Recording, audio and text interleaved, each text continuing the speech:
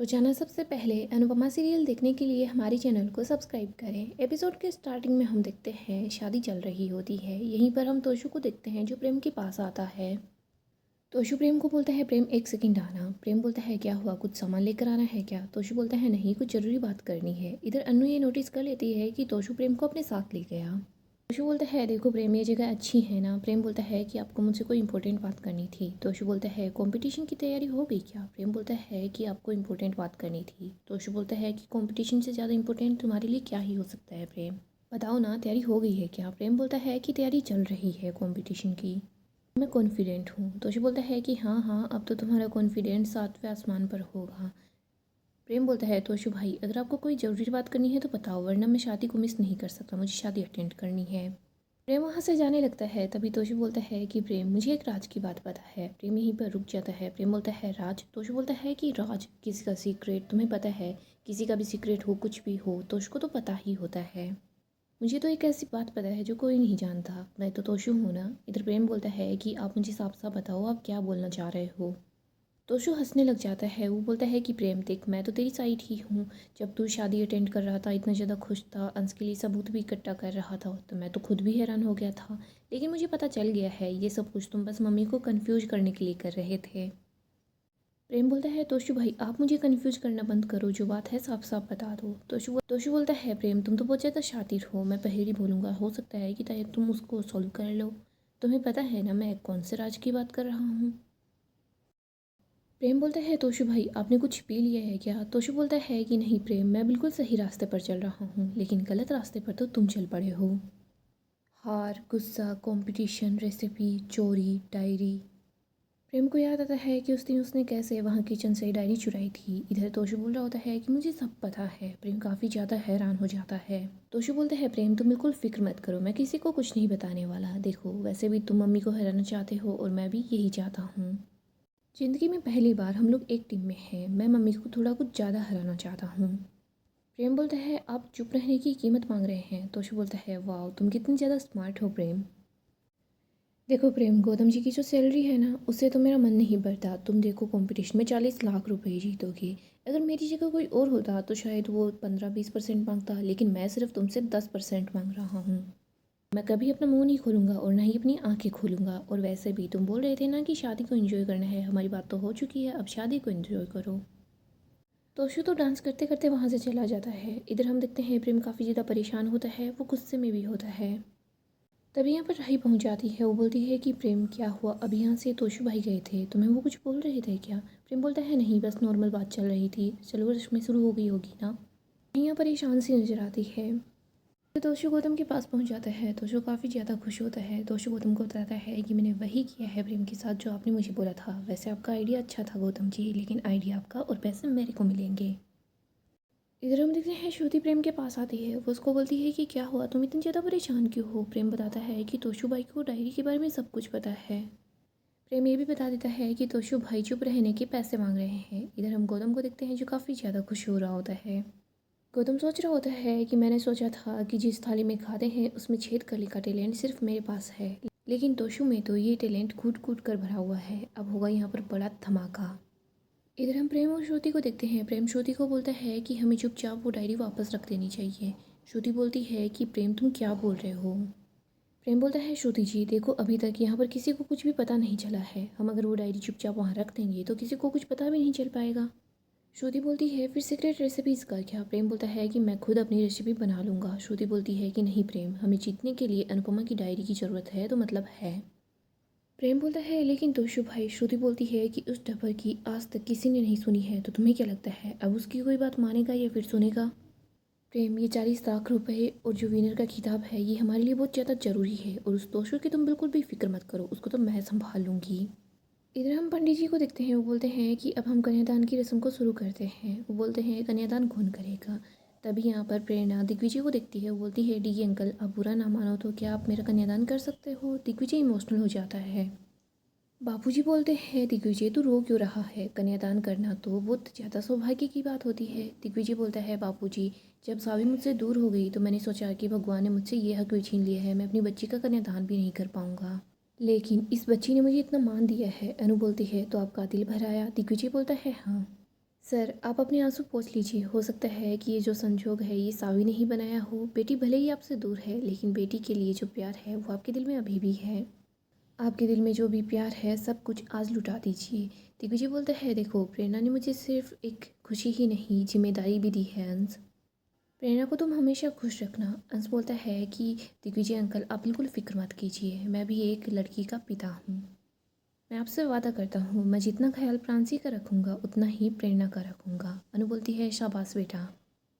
अनु बोलती है, ये घर कर्म भी समझता है और धर्म भी समझता है। हम सब जानते हैं कन्यादान को महादान क्यों कहा जाता है। अनु दिग्विजय के सामने हाथ जोड़ती है। वो बोलती है कि आप हमें अपने दिल का टुकड़ा सौंप रहे हैं तो हम भी इसको अपने दिल से लगा कर रखेंगे। खुश होना, दुखी होना, उदास होना, ये सब कुछ तो चलता रहेगा लेकिन हम इसकी हिम्मत को कभी भी नहीं हारने देंगे। आपकी इस आँख के तारे को हम अपनी पलकों पर बैठा कर रखेंगे। ये हम लड़के वालों को आपसे वादा है। दिग्विजय बोलता है, थैंक यू। यहाँ हम देखते हैं कन्यादान की रस्म शुरू हो जाती है। यहीं पर हम देखते हैं श्रुति तोशु के पास आती है। उसको बोलती है कि कुछ बात करनी है। श्रुति तोशु को बोलती है, खबरदार कंपटीशन ख़त्म होने से पहले अगर तुमने मुंह भी खोला तो। तोशु बोलता है, अगर मुंह नहीं खोलूँगा तो प्रेम को चेयर कैसे करूँगा, और वैसे भी श्रुति जी मैं तो आप लोगों की तरफ ही हूँ। श्रुति बोलती है कि तुम हमारी तरफ हो और इसीलिए तुम हम लोगों को ब्लैकमेल करने की कोशिश कर रहे हो। तुम्हें क्या लगा था तुम ऐसे हमें ब्लैकमेल करोगे और हमसे पैसे हटने की कोशिश करोगे, तुम्हें खुशी खुशी पैसे मिल भी जाएंगे। पारितोष शाह, तुम अभी तक मुझे जानते नहीं हो। अगर मैं चाहूँ तो मैं तुम्हें 1 घंटे के अंदर अंदर अहमदाबाद से गायब करवा दूँगी। यशु बोलता है, गायब करवा दो कि मतलब। श्रुति बताती है कि देखो यहाँ पर जितने भी लोग हैं किसी को कुछ भी नहीं पता चलेगा कि पारितोष शाह कहाँ गया, कब गया, उसके साथ क्या हुआ, वो कहाँ है, किसी को कुछ भी नहीं पता चलेगा। और वैसे भी तोशु, इस फैमिली में कोई तुम्हें याद भी नहीं करने वाला है। अगर तुम चाहते हो तुम बिल्कुल सेफ रहो तो फिर तुम प्रेम को ब्लैकमेल करने की कोशिश भी मत करना। ये बात तुम्हारे दिमाग में नहीं आनी चाहिए। फिर हम देखते हैं गौतम तोशु के पास आता है। वो उसको बोलता है कि क्या परितोष शाह, ये श्रुति जी तो तुम्हें बिल्कुल बच्चा समझती है, कैसे तुम्हें डरा कर धमका कर गई है और तुम बिल्कुल चुप रहे, तुमने कुछ भी नहीं बोला। सारी की सारी पावर पारितोष के पास है। तुम समझ रहे हो ना, ये जो राज है इन दोनों का भांडा फोड़ सकता है। तुम्हें पता है ना तुम्हें क्या करना है, बस अपना काम करो और मैं तुम्हारे साथ हूँ। तोशु बोलता है कि गौतम जी आप फिक्र मत कीजिए, मुझे पता है मुझे क्या करना है। तोशु बोलता है, मैं कोई बच्चा बच्चा नहीं हूँ। मैंने अपनी मम्मी की चप्पलें, जूते, उनकी थप्पड़ सब कुछ खाया है लेकिन मैं इन लोगों की डांट बिल्कुल नहीं खाने वाला। गौतम जी आप देखते जाओ ये पारितोष शाह क्या करता है। इधर गौतम तो काफ़ी ज़्यादा खुश हो जाता है।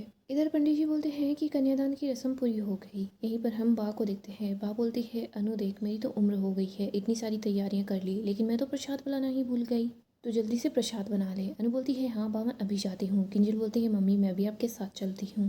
किंजल बोल रही होती है, मम्मी अगर शादी इतनी ज़्यादा स्पेशल हुई है तो फिर हमें प्रसाद भी स्पेशल बनाना होगा। अनु बोलती है कि हाँ तो बिल्कुल सही बात बोल रही है।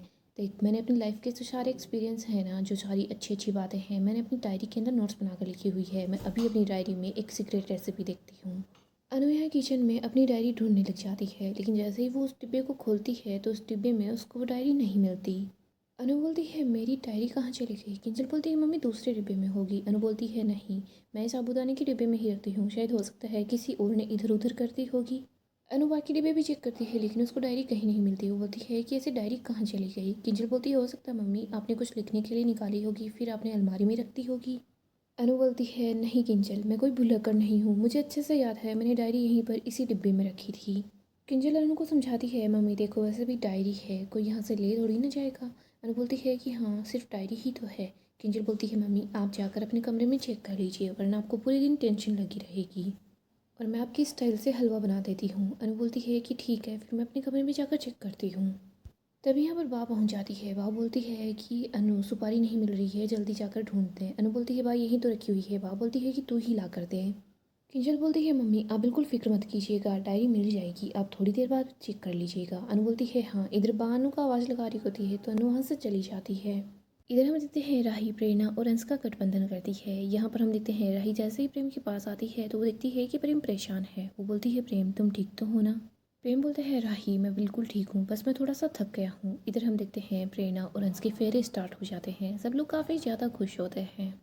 माँ बापूजी को बोलती है, मुझे तो ऐसा लग रहा है कि हमने पिछले जन्म में बहुत अच्छे कर्म किए होंगे जो हमें ये दिन देखने को मिल रहा है।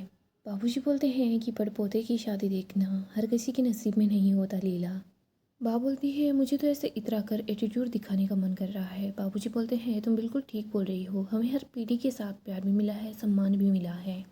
लीला, हम लोगों को स्वर्ग की सीढ़ी तो पहले ही मिल गई थी, अब ऐसा लग रहा है कि हमारा तो यही स्वर्ग है। बा बोलती है अगर मैं सच बोलूँ तो मुझे राही, परी, ईशानी सबके बच्चों की शादी देखनी है, और हाँ प्रांची की भी शादी देखनी है, वो भी आपके साथ।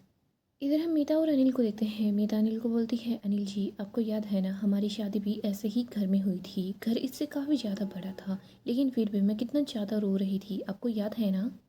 अनिल बोलता है कि हाँ मैं भी तो कितना रो रहा था। मीता बोलती है कि ओ आपसे मेरे आंसू देखे नहीं गए थे ना। अनिल बोलता है नहीं मैंने तुम्हारे आंसू नहीं देखे थे, मैं तो अपने फ्यूचर के बारे में सोच कर रो रहा था। मीता बोलती है क्या। अनिल बोलता है मैं तो बस मजाक कर रहा था। मीता बोलती है बट मुझे जोक्स बिल्कुल भी पसंद नहीं है। अनिल बोलता है लेकिन मुझे तो तुम पसंद हो। इधर हम प्रेम को देखते हैं जो राही को देख रहा होता है, उसको अपनी शादी की याद आती है। प्रेम को याद आता है उसने राही से क्या क्या वचन दिए थे। प्रेम बोलता है राही मैंने तुम्हें हमेशा प्रोटेक्ट करने का वचन दिया था, लेकिन मैं अपने वचन को नहीं निभा पाया। लेकिन राही मैं तुम्हें खुद से ही नहीं बचा पाया, मैंने तुम्हें ही हर्ट कर दिया। राही बोलती है और तुमने मुझसे हद से ज़्यादा प्यार किया उसका क्या। राही बोलती है शादी तो पति पत्नी के इस रिश्ते की बस शुरुआत है, लेकिन बाद में जो वादे निभाना है ना वो बिल्कुल ऐप के इंस्टॉल करने जैसा है, और ऐप्स को तो अपडेट करना पड़ता है, ऐसे ही हम अपने रिश्ते को अपडेट करते रहेंगे। प्रेम हम दोनों एक दूसरे से नए वादे करेंगे तभी तो हमारा प्यार हेल्दी रहेगा और रिश्ता बना रहेगा, तुम बिल्कुल फिक्र मत करो। प्रेम बोलता है आई लव यू राही। राही बोलती है आई लव यू टू प्रेम। इधर हम परी और राजा को देखते हैं। राजा बोलता है परी ऐसा लग रहा है कि कल को ही हमारी शादी हुई थी। परी बोलती है और अब हम दोनों पेरेंट्स बनने वाले हैं, मैं इसी बात पर थू थू थू कर देती हूँ। इधर हम ईशु और बंको को देखते हैं। ईशु बंको को बोलती है 1 साल। बंको बोलता है लेकिन हमें परीक्षा तो देनी होगी। ईशु बोलती है अगर रिजल्ट ऐसा होगा ना तो मैं हर परीक्षा में फर्स्ट आने को तैयार हूँ। बंको बोलता है मैं भी। माही तो अपसेट सी हो जाती है। इधर हम श्रुति को देखते हैं। वो सोच रही होती है कि मैंने भी तो इसी दिन का सपना देखा था, मैंने सोचा था कि मेरी और अनुज की शादी होगी, मैं उनकी पत्नी बनूंगी। आदू सिर्फ मेरी और अनुज की बेटी होगी, लेकिन ये अनुपमा बीच में आ गई और इसने मेरे सारे के सारे सपने तोड़ दिए। इधर हम कैथी को देखते हैं जो अनु के पास आ जाती है। वो बोलती है कि मुझे आपसे बात करनी है। अनु बोलती है हाँ बोलिए ना। कैथी बोलती है देखो अब अंश की शादी हो गई है, प्लीज़ आप अंश को बोलिएगा ना कि वो जल्दी से प्रांशी को अडॉप्ट कर ले और यहाँ ले आए। अनुपमा जी मैं अपनी बेटी को खो चुकी हूँ, लेकिन अपनी नातिन को नहीं खोना चाहती। मैं चाहती हूँ कि प्रांशी हमेशा मेरे पास रहे, मेरे साथ रहे। लेकिन मैं उस घर में अकेली नहीं रहती, उस घर में सारी की सारी सहूलियतें हैं, लेकिन संस्कार तो उसे इसी घर में मिलेंगे। गौतम अनु और कैथी को ही देख रहा होता है। कैथी बोलती है गौतम ने आज तक उस बच्ची को प्यार से गले तक नहीं लगाया है, प्रांशी को पापा का प्यार इसी घर में आने के बाद मिलेगा। अनु बोलती है कैथी बहन आप बिल्कुल भी फिक्र मत कीजिए, अंश तो वैसे भी प्रांशी को अपने पास रखने के लिए तड़प रहा था, अंश तो अच्छा पापा है ही, और आप देखिएगा हमारी प्रेरणा भी बहुत अच्छी माँ बनेगी। सब कुछ तो पहले से तय हो चुका था, लेकिन उसका वक्त अब आया है, आप बिल्कुल फिक्र मत कीजिए, हम प्रांची को गौतम के हवाले तो बिल्कुल भी नहीं करेंगे। इधर हम देखते हैं अंश प्रेरणा की मांग में सिंदूर भरता है, उसके बाद उसको मंगलसूत्र पहनाता है। यहाँ पर पंडित जी बोलते हैं कि विवाह संपन्न हुआ, आप दोनों अब से पति पत्नी हैं। अनु अंश और प्रेरणा के पास आती है, उन दोनों को गले लगाती है, वो उनकी नज़र भी उतारती है। वो बोलती है कि चलो अब जल्दी से बड़ों का आशीर्वाद ले लो। और प्रांसी भी सो रखी है, अब वो भी उठने वाली होगी। छोटी बच्चियाँ माता रानी का रूप होती है, उसका भी आशीर्वाद ले लेना। यहाँ पर हम प्रेम को देखते हैं जो काफ़ी ज़्यादा अपसेट हो जाता है। दूसरी तरफ हम अनु को देखते हैं जो अपने रूम में आती है। वो यहाँ से कुछ सामान लेकर जा रही होती है। अनु सोचती है अब मैं अगर अपने रूम में आ ही गई हूँ तो एक बार डायरी भी चेक कर लेती हूँ। अनु ड्रॉर को देखती है, अलमारी को देखती है, लेकिन अनु को यहाँ डायरी कहीं नहीं मिलती।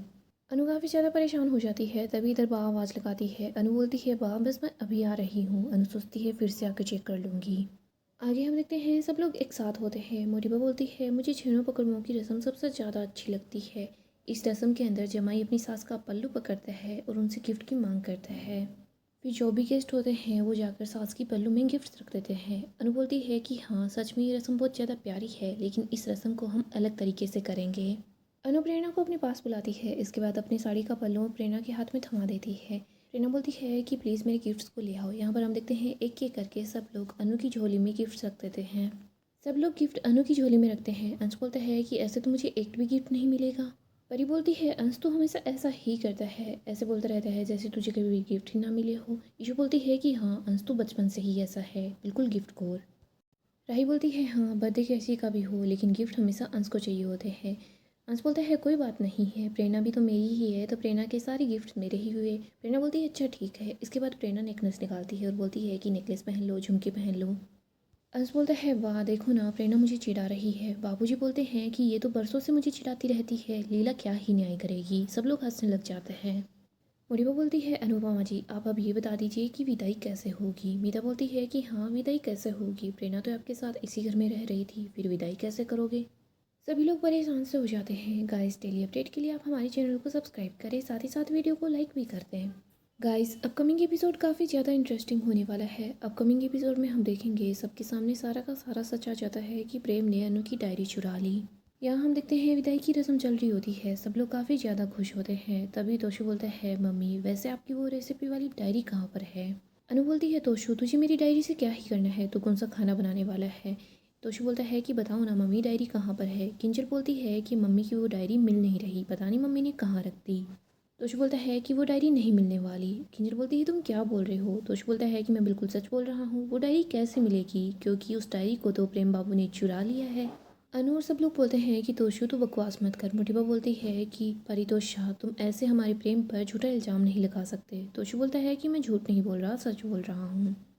यहाँ पर हम देखते हैं श्रुति भी काफ़ी ज़्यादा घबरा जाती है। वो सोचती है कि सबके सामने सारा सच आ जाएगा। यहाँ हम देखते हैं तो काफ़ी ज़्यादा गुस्से में होता है। वो श्रुति को बोल देता है कि मैं ये सब कुछ आपकी वजह से कर रहा हूँ, मैं अपना मुंह बंद रख लेता, लेकिन श्रुति जी आपने मुझे डरा कर अच्छा नहीं किया।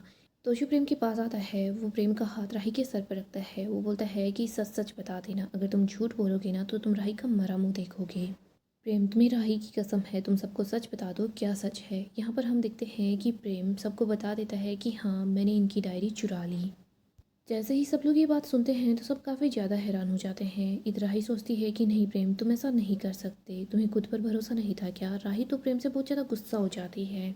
यहाँ पर राही को पता चलता है कि प्रेम ने ये सब कुछ श्रुति के कहने पर किया था। सो दोस्तों डेली अपडेट के लिए आप हमारे चैनल को सब्सक्राइब करें, साथ ही साथ वीडियो को लाइक भी कर दें।